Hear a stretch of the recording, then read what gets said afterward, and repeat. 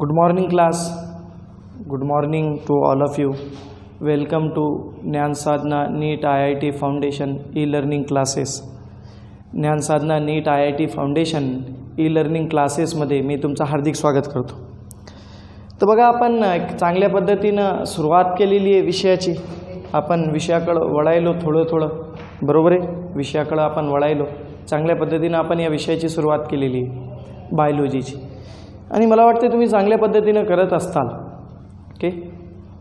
तर बघा, मागच्या तासिकेमध्ये मागच्या आठवड्यात तुम्ही जर बघितलं तर मागच्या आठवड्यात आपण टिश्यू सुरू केले, बरोबर आहे. टिश्यूज आपण सुरू केलं. आणि टिश्यूज कशाला म्हणतात याच्यावर चर्चा केली. Group of cell is called as tissues, बरोबर आहे. Group of cell is called as tissues. Okay. मग आपण टिश्यूज प्लॅन्टमध्ये कसे, ॲनिमलमध्ये कसे, याचा क्रायटेरिया बघितला, बरोबर आहे. मग त्यानंतर आपण प्लॅन्ट टिश्यू सुरू केले. काय सुरू केलं? प्लॅन्ट टिश्यू, बरोबर आहे. आपण प्लॅन्ट टिश्यू सुरू केले. मग प्लॅन्ट टिश्यूमध्ये आपण बघितलं, प्लॅन्टमध्ये टिश्यू कसे असतात तर लोकलाइज असतात, बरोबर आहे, फिक्स असतात. ओके. मग प्लॅन्टमध्ये आपण टिश्यू सुरू केलं तर बेसिकली दोन प्रकारच्या टिश्यू आहे प्लॅन्टमध्ये. कोणकोणत्या सांगा बरं, कोणकोणत्या आहे? हां, meristematic tissues and okay permanent tissues, बरोबर आहे. Meristematic tissues and permanent. तर मेरिस्टेमॅटिक टिश्यूजवर आपण चर्चा केली की ज्याच्यामध्ये पॉवर असते डिव्हिजन ऑफ सेल डिव्हिजन, जे अशा टिश्यूज की ज्या डिवाइड अँड रिडिवाइड होतात, असे सेल्स की जे डिवाइड अँड रिडिवाइड होतात त्यांना आपण मेरिस्टेमॅटिक टिश्यूज और मेरिस्टेमॅटिक सेल्स म्हणतो. तर आपण मेरिस्टेमवर चर्चा केली, बरोबर आहे. आणि मग त्याच्यानंतर आपण परमनंट टिश्यू सुरुवात केल्या प्लॅन्टमध्ये. कोणत्या टिश्यूज? परमनंट टिश्यूज, बरोबर आहे. आपण परमनंट टिश्यू सुरुवात केल्या. आता परमनंट टिश्यूज मी तुम्हाला सांगितलं किती प्रकारचे, तर दोन प्रकारचे, simple permanent tissues and complex permanent tissues, बरोबर आहे. मग आपण सिंपल परमनंट टिश्यूज सुरू केले. सिंपल, बरोबर आहे का, सिंपल. आणि सिंपल परमनंट टिश्यूज मी तुम्हाला सांगितलं तीन प्रकारचे आहे. किती प्रकारचे आहे सिंपल परमनंट टिश्यूज? तीन. कोणकोणत्या? पॅरेनकायमा, बरोबर आहे, कॉलेनकायमा अँड स्क्लेरेनकायमा. किती प्रकारचे आहे मग सिंपल परमनंट टिश्यूज? तीन प्रकारचे आहे. कोणकोणत्या? पॅरेनकायमा, कॉलेनकायमा, स्क्लेरेनकायमा, बरोबर आहे ना. मग त्याच्यामधून आपण पॅरेनकायमावर चर्चा केली आहे. आठवायले का पॅरेनकायमा? ओके. तर पॅरेनकायमाची काय वैशिष्ट्य आहे की पॅरेनकायमामध्ये इंटरसेल्युलर स्पेस असतात. दोन सेलच्या मधात, मी तुम्हाला सांगितलं असं दोन सेलच्या मधात स्पेस असते. मग अशा टिश्यूज कुठं आढळतात? स्टोरिंग, जिथं जिथं स्टोरेज असते, बरोबर आहे, किंवा जिथं जिथं मुवमेंट असते पाण्याचं, आयन्सचं वनस्पतीमध्ये, प्लॅन्टमध्ये, तिथं पॅरेनकायमेटस टिश्यूज आढळतात, बरोबर आहे. आपण त्याच्यावर चर्चा केली पॅरेनकायमेटस टिश्यूवर, बरोबर आहे. आता बघा, काही पॅरेनकायमेटस टिश्यूज मी तुम्हाला सांगितलं. काही पॅरेनकायमेटस टिश्यूज कसे आहे बघा आता. ओके. पॅरेनकायमामध्ये दोन तीन प्रकार आहे. किती प्रकार आहे? तीन प्रकार आहे. कोणकोणते? एक, फर्स्ट एरेनकायमा, एरेनकायमा, बरोबर आहे. आता एरेनकायमा म्हणजे कशा tissues? These are found in empty spaces of the leaves. Okay. Leaves जे असतात ना, पानं वनस्पतीचे, बरोबर आहे. मग अशा टिश्यूज एरेनकायमा कुठं आढळतात बघा? Aquatic plants. कशामध्ये? जे ॲक्वॅटिक प्लॅन्ट आहे ना, ॲक्वॅटिक प्लॅन्ट, त्या ॲक्वॅटिक प्लॅन्टमध्ये, ॲक्वॅटिक कळते ना, ज्या पाण्यात राहतात, तर पाण्यात जे प्लॅन्ट राहतात ना त्यांच्यामध्ये एरेनकायमा असते. आता एरेनकायमेटस टिश्यूज असते म्हणजे त्या पानामध्ये एम्प्टी स्पेसेस असतात, आणि त्याच्यामुळे काय होतात? ते फ्लोट ऑन दी वॉटर, पाण्यावर ते तरंगतात. Float on water. बघा, वनस्पती पाण्यावर तरंगतात. कशामुळं तरंगतात? त्यांच्यामध्ये एरेनकायमा आहे. काय त्यांच्यामध्ये? एरेनकायमा, बरोबर आहे. त्यांच्यामध्ये काय? एरेनकायमेटस टिश्यूज आहे. त्याच्यामुळं प्लॅन्टला कशी ॲबिलिटी प्राप्त आहे? बॉयन्सी, त्याला म्हणायचं बॉयन्सी. बॉयन्सी म्हणजे ability to float on the surface of water. पाण्यावर तरंगायची जी क्षमता आहे वनस्पतीची ती एरेनकायमटस टिश्यूमुळे, एरेनकायमा. बरोबर आहे, आलं ध्यानात. देन त्याच्यानंतर क्लोरेनकायमा. क्लोरेनकायमा आहे पुन्हा. मग कोणते? क्लोरेनकायमा. बघा, पॅरेनकायमटस टिश्यू क्लोरेनकायमा सुद्धा आहे, एक विशिष्ट प्रकारचे मॉडिफाईड आहे. आता क्लोरेनकायमा म्हणजे ज्याच्यामध्ये क्लोरोप्लास्ट आढळते. ज्याच्यामध्ये काय आढळते? क्लोरोप्लास्ट. बरोबर आहे. काही पॅरेनकायमटस टिश्यूज असे की त्यांच्यामध्ये क्लोरोप्लास्ट आढळते आणि त्यांना आपण म्हणतो क्लोरेनकायमा. क्लोरोप्लास्ट आढळते म्हणजे त्यांच्यामध्ये काय असते? क्लोरोफिल. काय असते त्यांच्यामध्ये?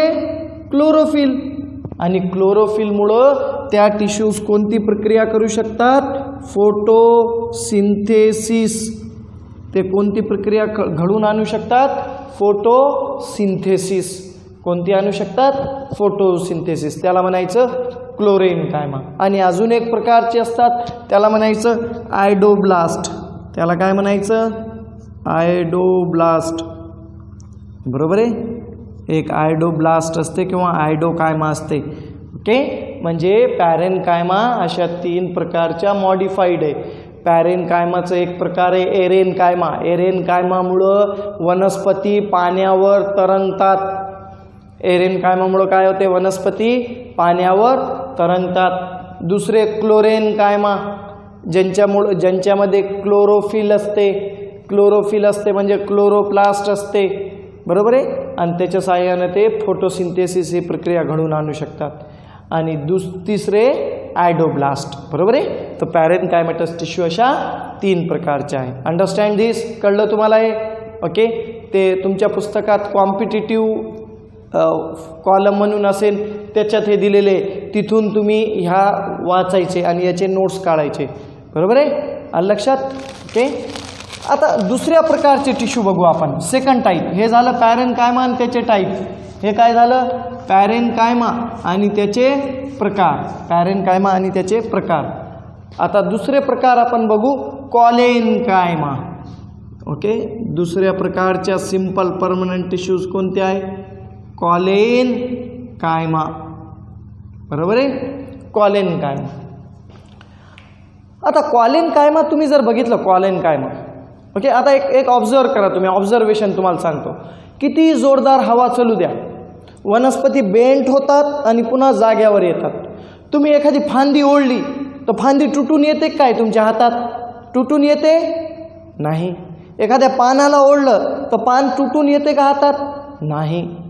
मग हे कशामुळं आहे? तर हे आहे कॉलेनकायमामुळं. कशामुळं आहे? कॉलेनकायमा. ओके.